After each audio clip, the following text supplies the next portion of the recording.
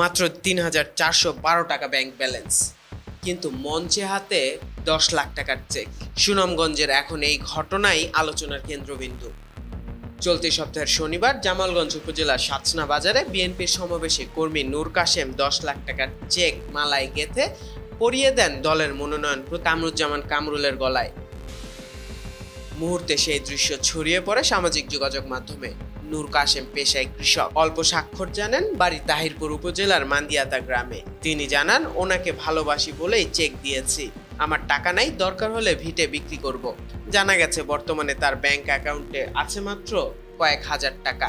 অন্যদিকে কামরুজ্জামান বলেছেন, এটি একজন সাধারণ কর্মীর ভালোবাসার প্রকাশ, টাকার নয়, আমি চেকটি ফেরত দেব।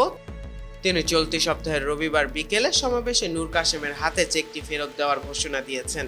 এই ঘটনাকে ঘিরে স্থানীয় রাজনীতিতে রীতিমতো তোলপাড় শুরু হয়েছে। কেউ একে ভালোবাসার নিদর্শন বলছেন, কেউ বা দেখছেন রাজনৈতিক নাটক হিসেবে। বিএনপির ৩১ দফা প্রচারের অংশ হিসেবে আয়োজিত এই সমাবেশে হাজারো কর্মী উপস্থিত ছিলেন, কিন্তু তাদের ভিড়ে এক কৃষকের এই আবেগই হয়ে উঠেছে এখন সুনামগঞ্জের রাজনীতির সবচেয়ে আলোচিত মুহূর্ত। ডেস্ক রিপোর্ট, চেষ্টা টিভি।